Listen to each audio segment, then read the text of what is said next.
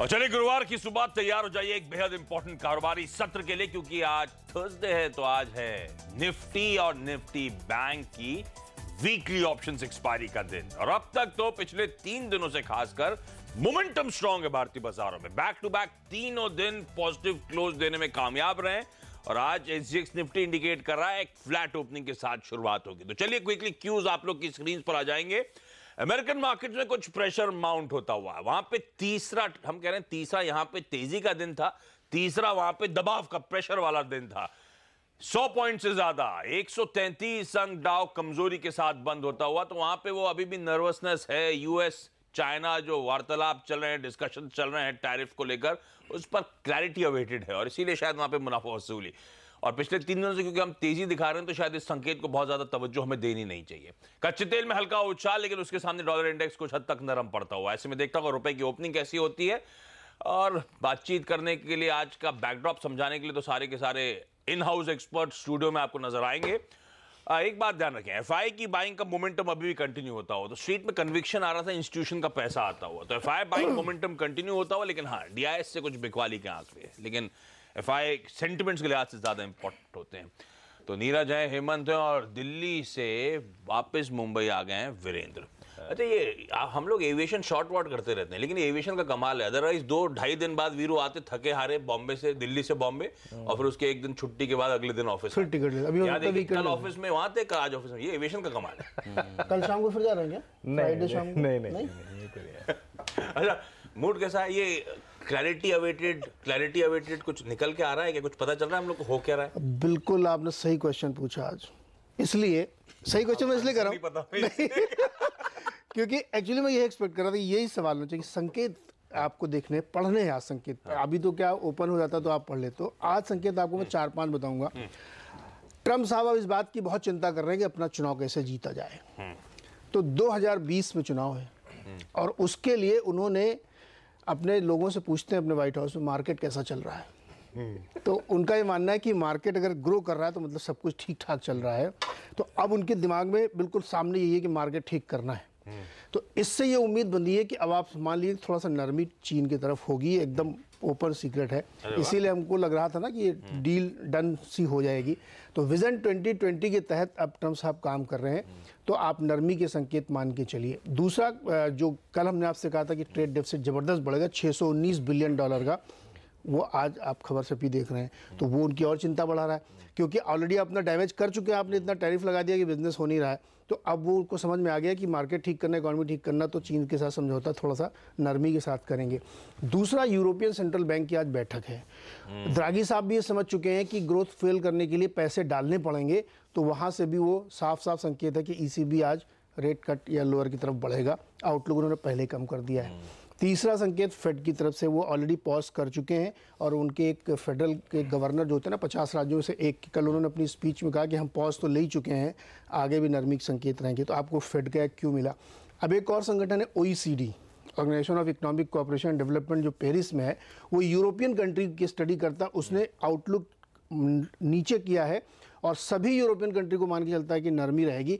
इसलिए ईसीबी पर और मोरल प्रेशर बन गया कि आप रेट घटाएं। तो इतने सारे संकेत हम आपको इसलिए बता रहे हैं कि ये सब बाजार को चलाने वाले संकेत हैं। बाजार में और पैसा झोंका जाएगा और ये चलते हुए दिखेंगे। तो आज संकेत बहुत पॉजिटिव हैं ग्लोबल मार्केट से। इंटरेस्टिंग। तो आप फिर यूएस मार्केट की चाल ना देखें, ये इनहेरेंट जो खबरें हैं उनको भापने की जरूरत है। और इंटरेस्टिंग लाइनअप। अच्छा, ट्रम्प साहब मार्केट 2020 से पहले तवज्जो दे रहे हैं, तो ट्रम्प साहब मोदी साहब में कुछ सिमिलरिटीज हैं, है ना? गजब आदमी ट्रम्प साहब। जब ये पूछते हैं वो कि मार्केट कैसा चल रहा है, इसीलिए उन्होंने 3 दिन गिरवा दिया लोगों ने कि लो अब सुनो कैसा चल रहा है, अब ठीक करो हालात। चलिए, इंटरेस्टिंग। तो अंडर करंट तो स्ट्रांग है, इस बात का ध्यान रखें आप। और इसीलिए शायद जहां यूएस प्रेशर में था, एसजीएक्स निफ्टी अब आपको हर निशान के साथ कामकाज करता हुआ नजर आएगा। इस समय तो एक फ्लैट ओपनिंग, लेकिन इन ग्रीन वो फ्लैट ओपनिंग होती हुई। अच्छा, कल वीरेंद्र से जब दिल्ली से बातचीत हो रही थी तो वीरेंद्र ने 3 चीजें कही थी। एक तो ट्यूसडे के लॉन्ग्स हैं आपके पास तो कैरी करें आप।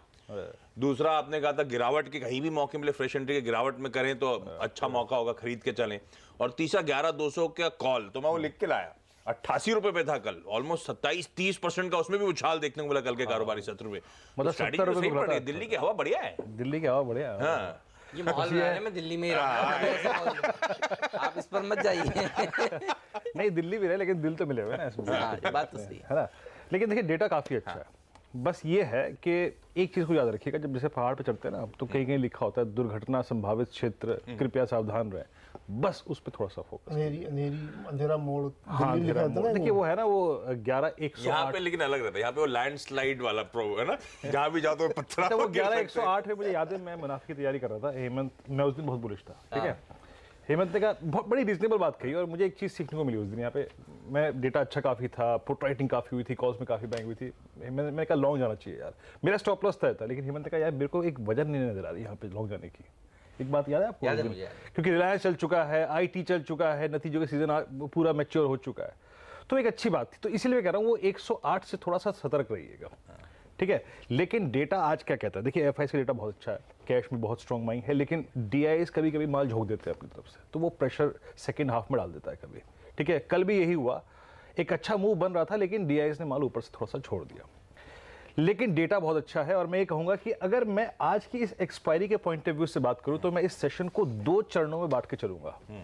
एक ऑप्शन डेटा को रिस्पेक्ट देते हुए और एक पूरे डेटा को रिस्पेक्ट देते हुए।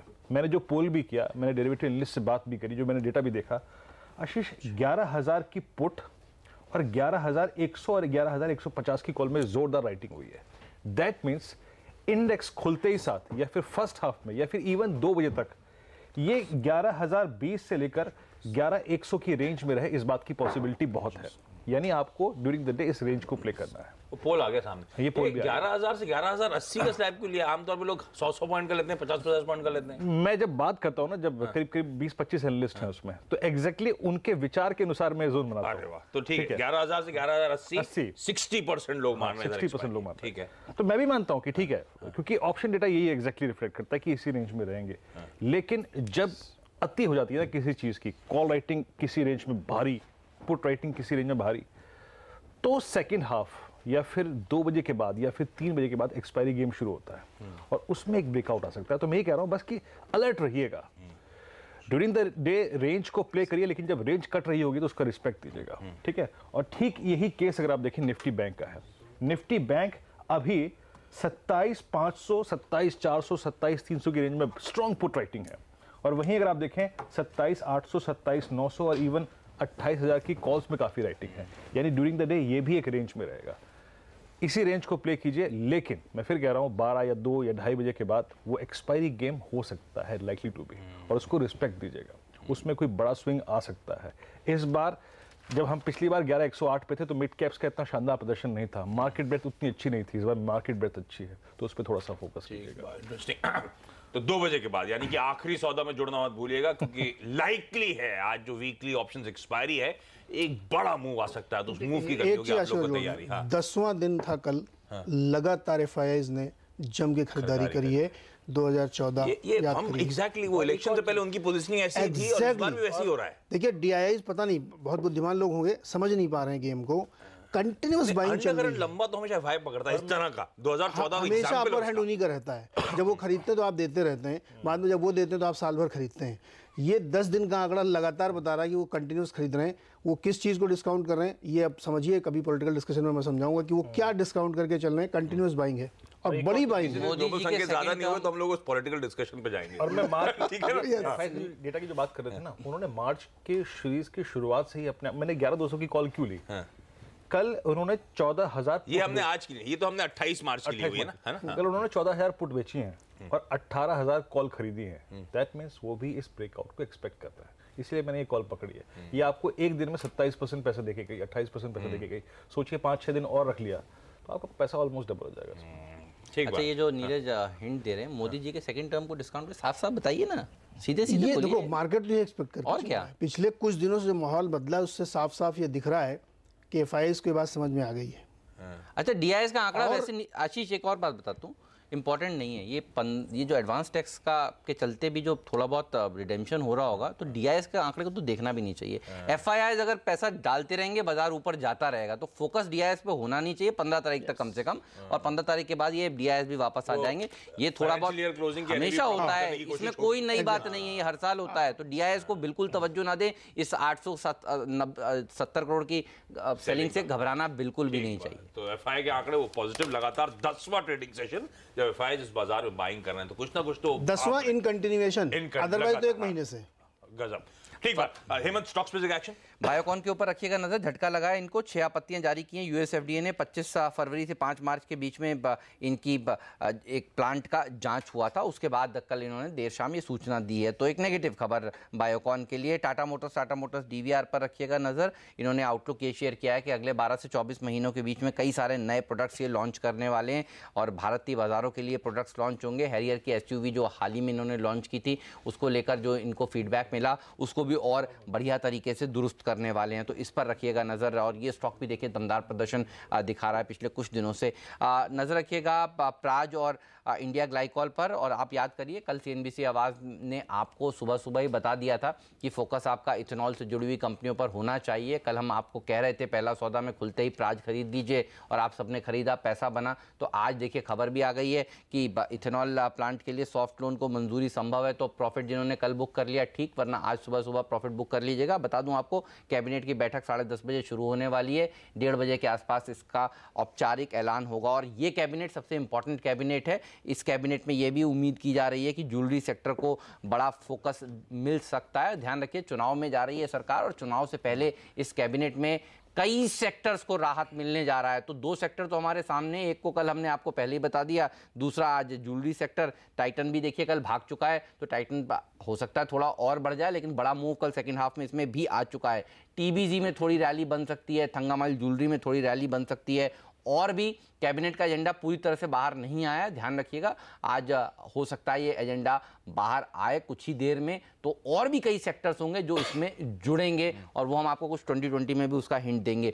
एवरेस्ट पर भी, एवरेडी पर भी रखिएगा नज़र। और याद करिए प्लेज शेयरों के चलते स्टॉक में बहुत बड़ी गिरावट देखने को मिली थी, और लग रहा है कि डीएसपी स्मॉल कैप जो बहुत दिनों से अपनी हिस्सेदारी बेचना चाहता था, उन्होंने करीब 3% हिस्सेदारी 200 रुपये में कल बेची है। इंडियन अपॉर्चुनिटी ग्रोथ फंड ने करीब 7 लाख शेयर, ओम एंटरप्राइजेज ने करीब 6 लाख शेयर, और ओम जुपिटर लॉन्ग टर्म फंड ने करीब 5 लाख शेयरों के आसपास खरीदा है। तो लग रहा है कि इनकी कुछ दिक्कत सॉल्व होती हुई नजर आई है, लेकिन इस स्टॉक ने बहुत अंडर परफॉर्म किया है। भारतीय एयरटेल पर एसएनपी ने अपनी रिपोर्ट जारी करी है। वो कह रहे हैं क्रेडिट रेटिंग सुधारने के लिए 25,000 करोड़ रुपए का राइट्स इशू जो लाने की बात भारतीय एयरटेल कर रही है वो काफ़ी नहीं है। डेट इनका बढ़ता जा रहा है, और उनको खतरा है कि हो सकता है इनकी रेटिंग हम आगे चलकर वॉच पर रखें। तो ये एसएनपी की तरफ से इस कंपनी के लिए टिप्पणी आती हुई। HDFC 3.5 रुपये प्रति शेयर का अंतरिम डिविडेंड दे रहा है। वेदांता करीब 1.85 रुपये का अंतरिम डिविडेंड्स दे रहा है। तो ये वो तमाम कंपनियां हैं जो आपके रडार पर होनी चाहिए। लंबी लिस्ट है स्टॉक्स की जो एक्शन में रहेंगे, और सीधे वरुण के पास चलते हैं। कल हमारी बातचीत के बीच में वरुण को मौका नहीं मिला, तो कल दिन भर वरुण मुंह फुलाए बैठे हुए थे, इसलिए बिना समय वेस्ट करे सीधे वरुण के पास। ब्रोकरेज हाउस पूरा वसूल कर लिया था 8 बजे के शो में, टेंशन मत लीजिए। चलिए अब यहाँ IDFC फर्स्ट बैंक पे मॉर्गन स्टैनली अंडरवेट का कॉल दे रहा, प्राइस टारगेट काटा गया है, 35 रुपये से काट के 30 रुपये का कर दिया है। इनका कहना है कि मैनेजमेंट ने जो गाइडेंस दिया है 13 से 15% रिटर्न ऑन इक्विटी का, वो अगले 5 से 6 साल में आने वाला है, नियर टर्म में वो नहीं आएगा। और वैल्यूएशन जो है वो इस कंपनी के इनको एक्सपेंसिव लगते हैं, और इसके लिए प्राइस टारगेट काटा गया है। और दूसरा जो है वो क्रॉम्पटन कंज्यूमर्स पे JP मॉर्गन न्यूट्रल का कॉल दे रहे हैं, 240 रुपये का प्राइस टारगेट दिया है। लाइटिंग सेगमेंट में प्राइस जो है वो स्टेबल हो रहे हैं, और आगे जाके एक अच्छी वैल्यू ग्रोथ देखने मिल सकती है। और फैन का जो सेगमेंट है वहाँ प्रीमियम जो प्रोडक्ट्स है उसमें मार्केट शेयर कंपनी लगातार जो है वो गेन करते जा रही है, और ये आगे कंपनी की ग्रोथ को ड्राइव करेगा। इसके लिए 240 के प्राइस टारगेट। ओके, क्विकली आप एक छोटा सा ब्रेक के उस पार कमोडिटी और करेंसी मार्केट्स की टॉप स्ट्रैटेजीज।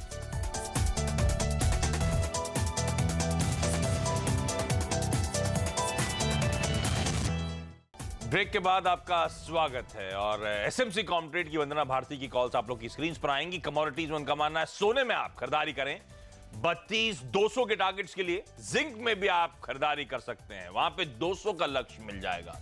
और USD INR पेयर में बिकवाली करने के मौके, यानी कि रुपया आज ट्रेड में मजबूत होगा 70.2 के लेवल्स। बाकी के लेवल्स नोट डाउन करें जाते जाते।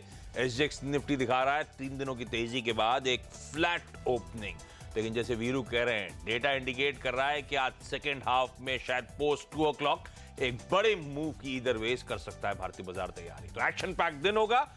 आज के मॉर्निंग कॉल में इतना ही। ब्रेक के उस पार स्टॉक 2020। नमस्कार।